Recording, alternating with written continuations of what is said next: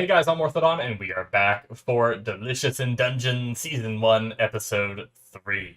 So, oh interesting. I got really confused for a second there. The Netflix says, like, Episode 3, Living Armor, Ep 3. It's just weird that they have Episode 3 twice in the title. But, okay, sorry. Distractions. I've also been messing with my audio a little bit, just to give you guys a heads up. Just a quick rundown. I added a noise suppression. I lowered my volume so that way I'm within the bounds. I'm not like peaking at all, so that way the noise suppression works better, which means my volume was lowered, so I'm going to try raising it in my video editing after the fact. So let me know if you guys hear any hiccups, anything you don't like, if it sounds too quiet, if it sounds too loud, you know, if you have to lower your volume all the way down and it's still too loud for you, or if you raise the volume all the way up for the slider and it is still too quiet, let me know so I can make adjustments and get this all working.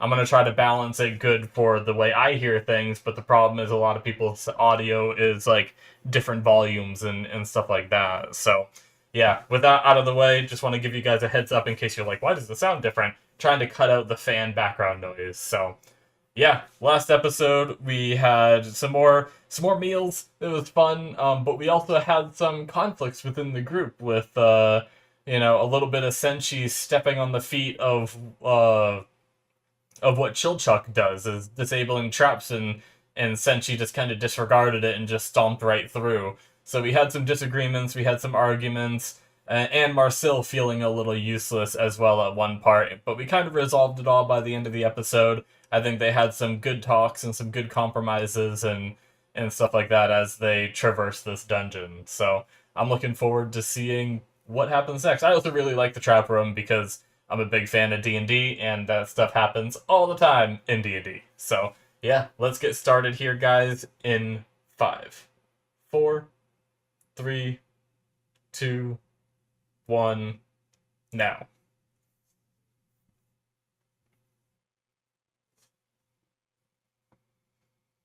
A Netflix series.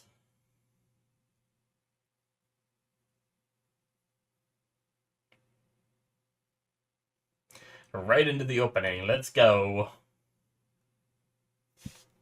Take a sip of water, which I don't think the crunching from the bottle comes through too much. Maybe a tiny bit now.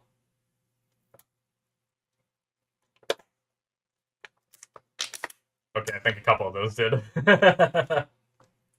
One other time I drank, it didn't look like it did.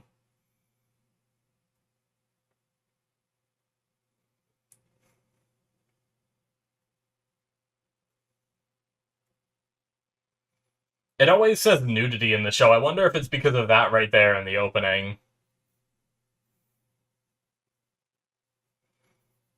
Like, just because of that opening scene, did Netflix label it with nudity? It's kind of weird. I don't really consider that nudity, but...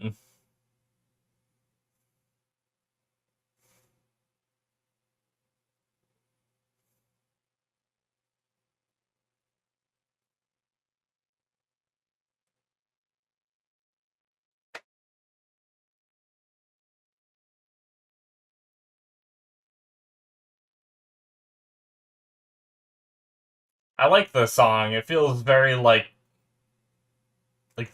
at least the beat to it sounds very, like, medieval Ren Fair sort of thing to me.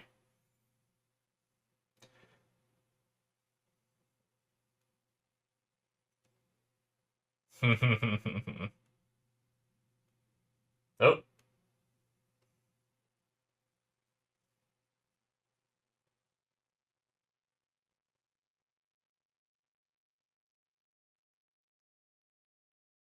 oh, there it is.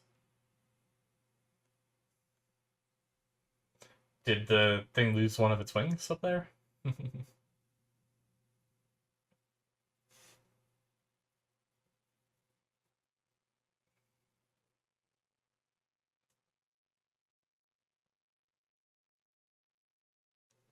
No, no.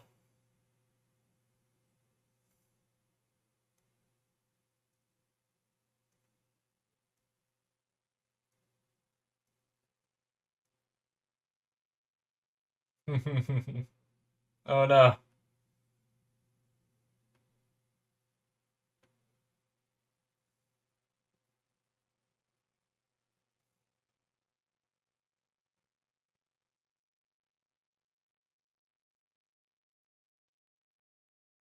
Ah. What are gold strippers?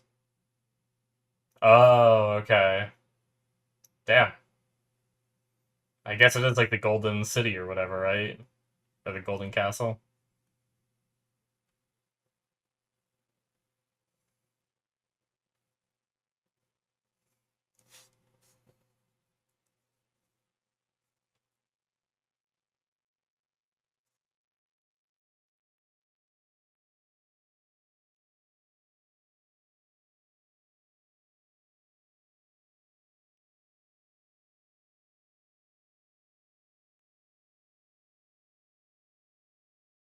Ah.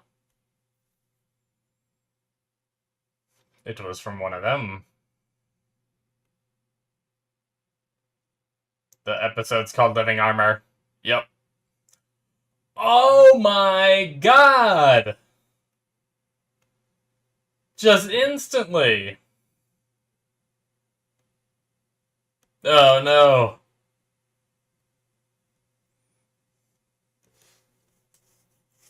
Oh, shit. Maybe he got his sword from one of them.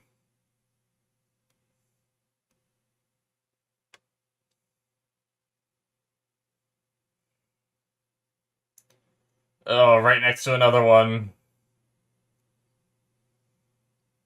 Okay, so that one's not alive at least yet. One of their own weapons works, alright.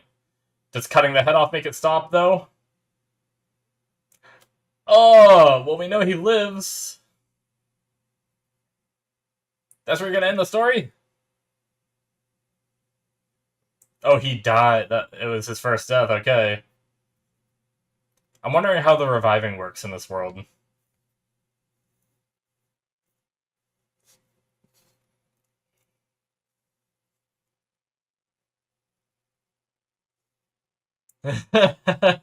Yeah. I thought I misunderstood what he was saying for a second there. Oh, I guess he could, but...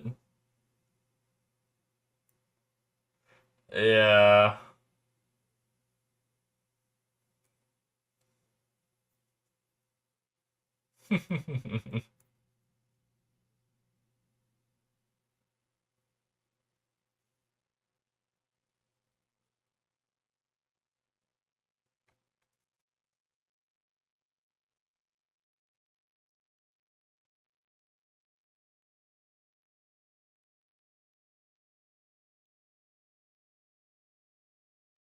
Okay, so they're right at the spot.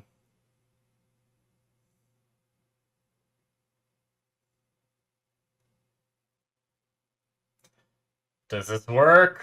Is the door locked in the end?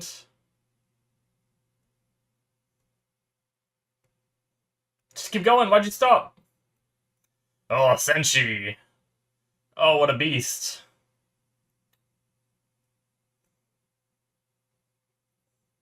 Two more.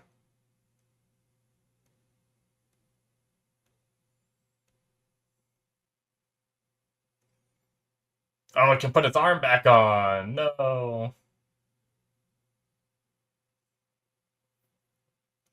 Damn. How do you stop it?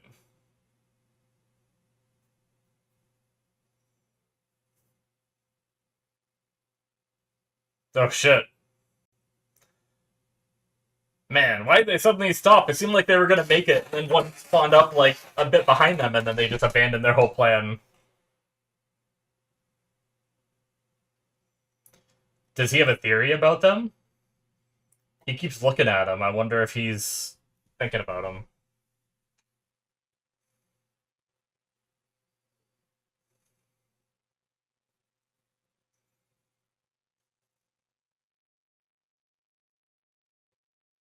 Hmm. Okay, so...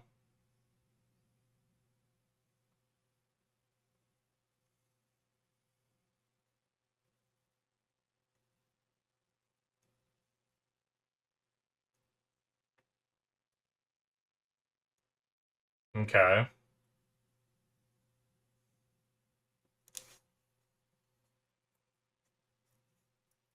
It makes sense that someone would be controlling them.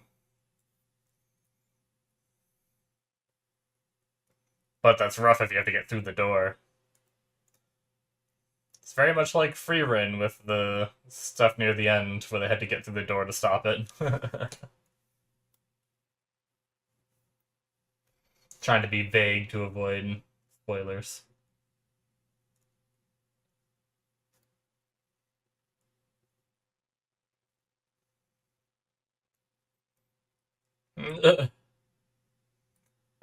Yeah, Mr. Rogue. Yeah, you have to be able to fight the guy on the other side.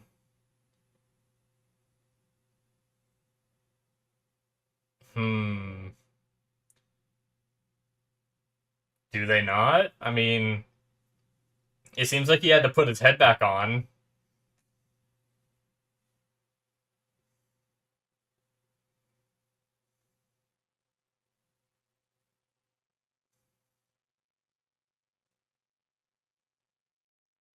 Damn.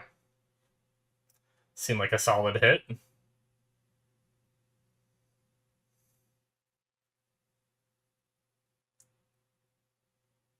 Alright.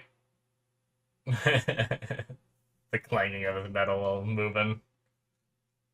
That's why you have disadvantage if you're rolling stealth checks in D&D with heavy armor on. Oh, is there another one? Ooh. It's a fancy one.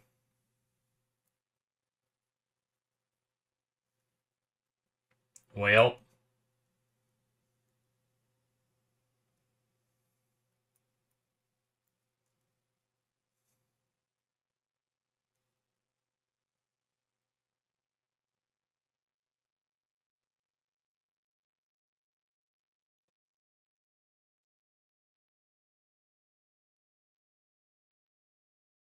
Okay. Let's go.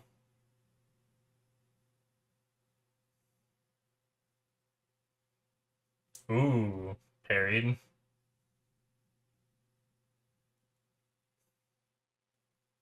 Jeez. Oh!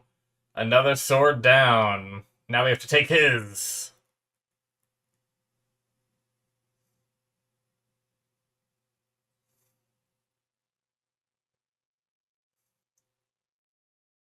Oh, are we gonna learn something?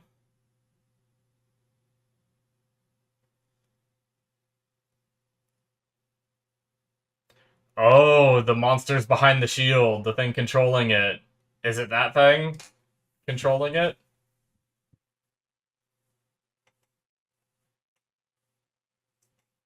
It's like a cocoon or something, right? That's animation. It's great. Little goobers.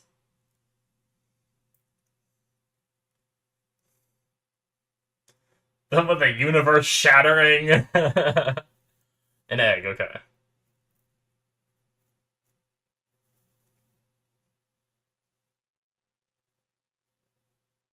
Do they taste good? It's the obvious question.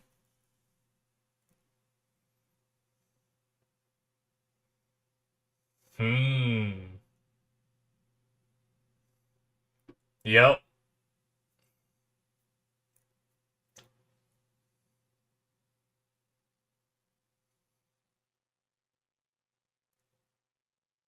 Okay.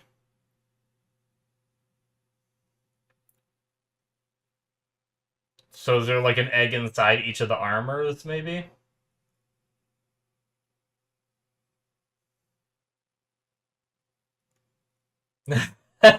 Yes, of course. The one important thing. You gotta get, like, both their arms off somehow. So that way maybe they can't put themselves together if both arms are off, right? Nice. Oh no! Oh no! Oh, what? Holy crap! That was some RNG.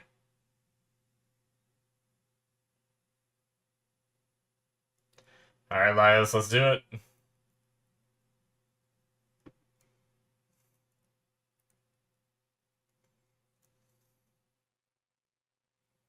carve it. I don't think you have the time. Yeah. Ooh, a slime? Oh, he's imagining this.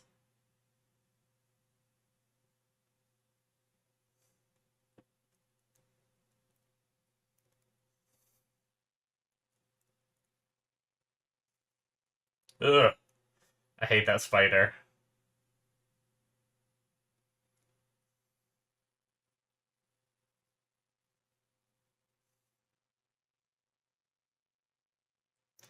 Throw more bricks.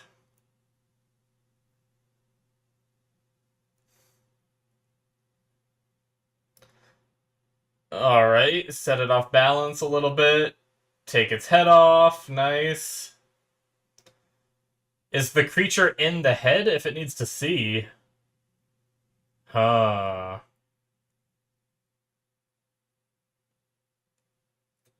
Yeah.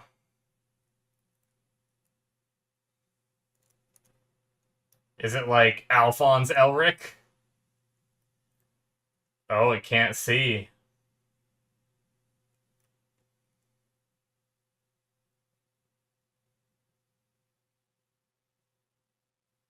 Hmm.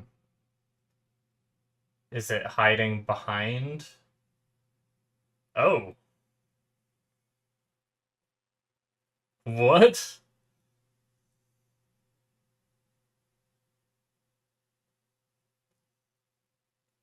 A colony. Okay.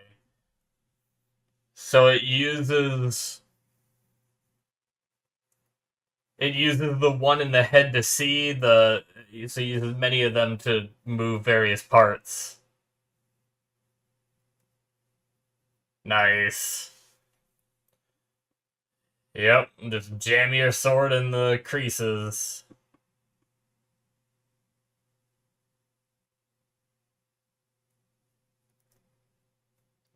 Try to relay this information to your friends.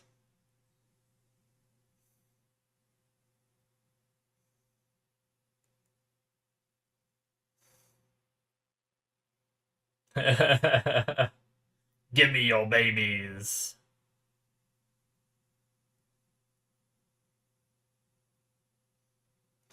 Oh, must protect eggs.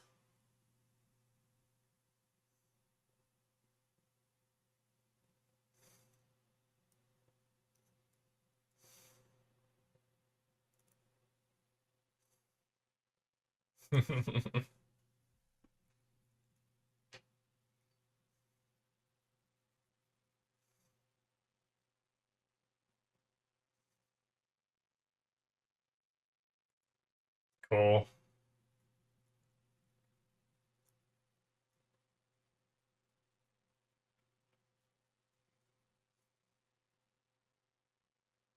That's crazy.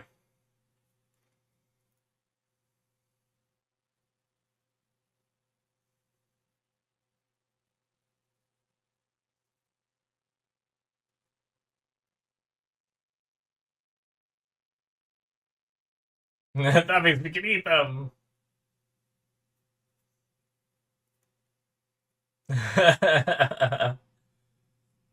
Oh, okay. I thought he was getting excited about eating them again.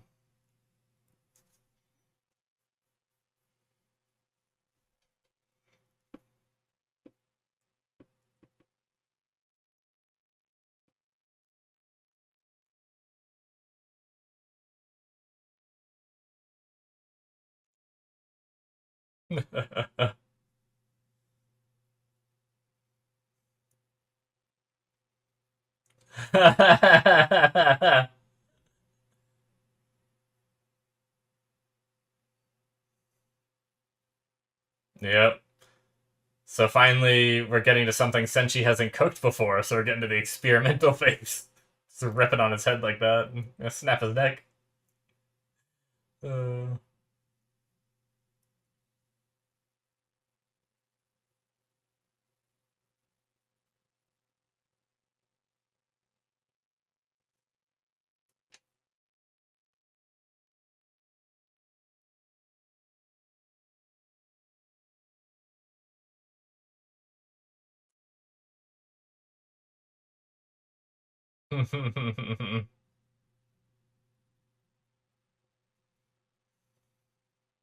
Just, they're all in the other room.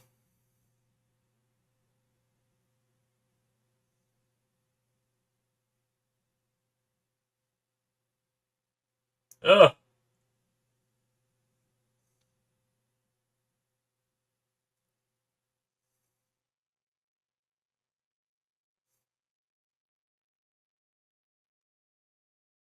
Alright.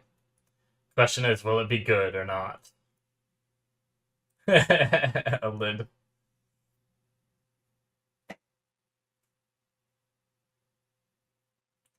They're all just in the other room protecting their baby while all the ones out here is getting eaten.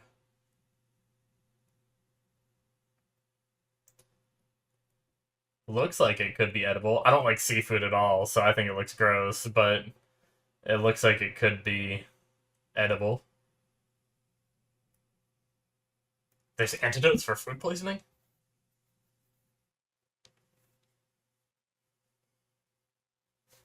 Ah! Freaking dwarfs and their heat resistance.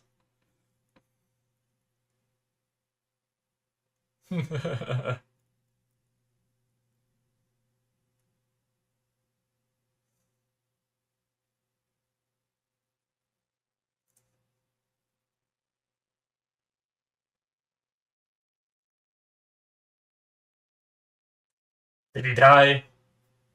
Oh, it came out good.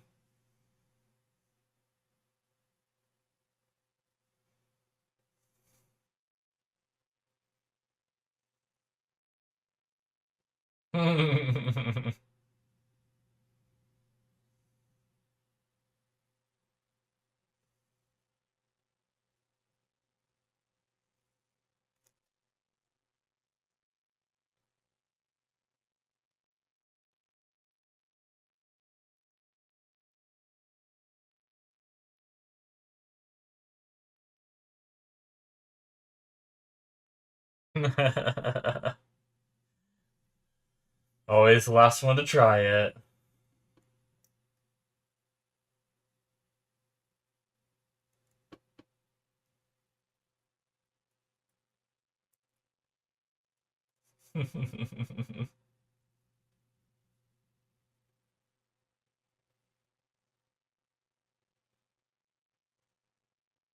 Oh no.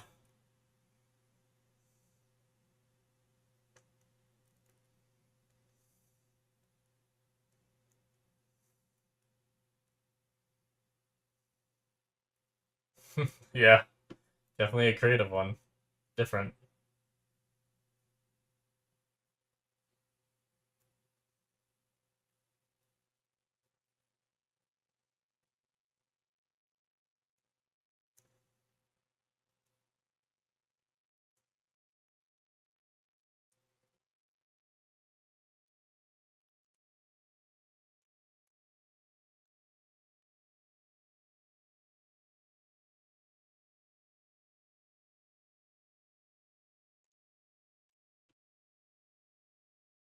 No, no. Someone needs a nap.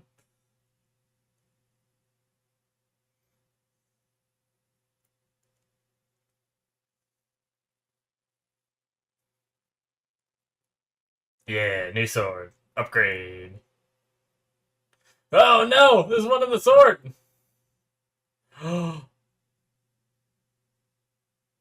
Is he keeping it? Oh no, he's gonna have a little pet.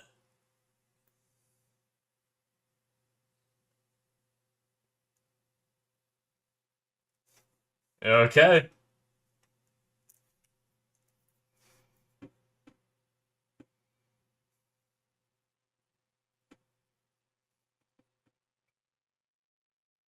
It's just looking around. Okay. Right. I'm gonna watch the credits just because I always do. Netflix trying to skip them on me. But we shall start talking. That was a good episode. I like that one.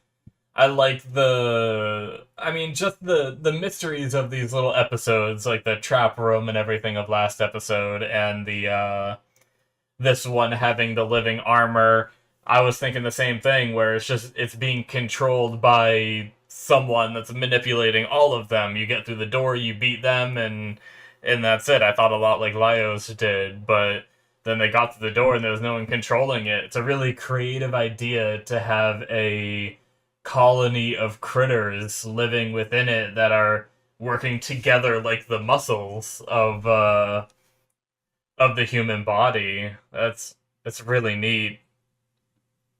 Um, and then it was fun seeing them try something new. Like, a lot of this stuff is new for the main group, right, that started this, but after Senshi joined them, he kind of already knew how to cook everything, so it wasn't really experimenting, it was Senshi teaching us, but instead they all had to work together to try to think of the best way to cook these and to come together and do that, and I thought that was really neat for a change of pace. And I mean, a lot of the episode, that is it, by the way, for episode 3. A lot of the episode was basically the fighting and understanding what these are and all that, rather than a lot of it being the cooking. And I like having a mix of both, and we got a little bit of backstory too with Laios' first death. And that brings me to my next point of, I really wonder what resurrection is like in this world. Is it similar to D&D, where it needs to be within a certain amount of time of death? It needs to be like the body needs to be relatively intact, I believe, for D&D. Like, if his sister gets digested in the dragon, I don't know. I don't know if they'd be able to revive her, right? And he even said he wants to get there before she's digested. So, even if she's dead in there, maybe they can revive her if they get the body from him, right? But maybe it'll have been too much time, or sometimes you need certain reagents, or and there's usually like a whole ritual that needs to be done to try to bring the soul back to the body, sort of thing. So I mean, I imagine with this show mentioning like first death and stuff like that, I feel like it most likely will show the revival process eventually. And like I said, maybe that's what his sister is going to be there for. Maybe that's what's going to teach us the revival. Um, I can't remember. Was Phallus the only, like, was she like the priest that could revive? Or is Marcel capable of reviving? I know there was something that I don't think I have it written down. There was something Marcel said that made me feel like I think I remember saying, "Oh, she can do that, not just clerics." So maybe Marcel said that, maybe it was mentioned that she can revive people. Like, but yeah, I guess I'm just curious on seeing the whole process, seeing who is all capable of doing it, and what the steps are. So anyway, another cool thing to learn was that this dungeon, which was originally called the Golden Castle, actually had a lot of gold around it, but gold strippers came through and took it to sell it. So that was probably a lot of the beginning of the dungeon, was fighting through just to acquire the gold that's there. That was really interesting. Uh, they were new adventurers 3 years ago, so they've been at this for 3 years. That's also good to know. I was curious how long they've been doing this and how long it took them to get to the strength level where they're at now. At least for um, that's the case for Laios and Phallus. I don't know. We don't know about Chilchuk or Marcel or Senshi yet, for that matter. Um, Because, I mean, technically, Senshi saying he's been in the dungeon doing what he's been doing for 10 years, right? I believe. That doesn't mean that's where he started, right? He could have been exploring other dungeons or already been skilled before he went into the dungeon. And that could have been 100 years ago or something, especially with, sometimes dwarves have longer lifespans than humans. But yeah. Very cool. I like the whole idea that the part of the sword like fell off at one point. He couldn't find it, and then it prompted the flashback to where his first death, where he acquired the sword from the living armor in the first place, and then making it back here. His original sword back then broke before he got the new one, and now this one here broke in the same spot. It's very poetic and circular for how it worked and all that, which was pretty cool. And then he acquired a new sword in the same spot. So very neat how it all came around again. But yeah. I mean, I don't really have much more to say. This episode was pretty straightforward for the most part, other than the stuff I've already talked about, I feel like. So, I mean, skimming through real quick, I don't really think there was... I just really enjoyed it. It was a lot of fun. So, I hate to cut the discussion a little shorter than I normally do, but that flashback scene also when they were kids, I guess I forgot to mention that. I really like the animation for it, when they're just like running around holding a stick with like eggs on it. This is a funny way to trigger the memory for him of like seeing eggs, like a similar egg sack like that. It's just like them with that derpy animation and all that. So yeah, really, really neat. And I mean, I like having the mollusks being still in the sword, or whatever it is, the monster that's like a mollusk. Um, and I like it being in the sword. The rest of the crew doesn't know about it. It's a very D&D thing. I feel like it's kind of like that take on having like a character. I don't know if you guys have ever seen Critical Role, but there's a character in the first campaign of Critical Role that found a weapon that was talking to him, and he tried to keep it a secret as long as he could. And it reminds me of something like that, where he has this weapon that has something that the rest of them don't know about it, and he's going to try to keep it secret for as long as he can. And I wonder, is there anything the mollusk can do? Like, can it manipulate the sword at all? Can it, like, if he ever loses it, can it crawl its way back to Laios if it ends up being, like, friends with him? Or what? I'm curious about how that's gonna work. So, what part in the story will this little entity play within the sword, or will it just be used to scare the shit out of Marcel later in the future? Because I'm sure that's gonna happen. Um, but but yeah. So anyway, very cool stuff. That's going to be it for me. Hit that subscribe button if you guys enjoyed. Check out my Patreon if you want to see more. Links in the description below. Should be popping up on the screen. You can get 2 episodes ahead of time through the early access tier. Check that out if you're interested. And I will see you guys in my future reactions. Bye-bye.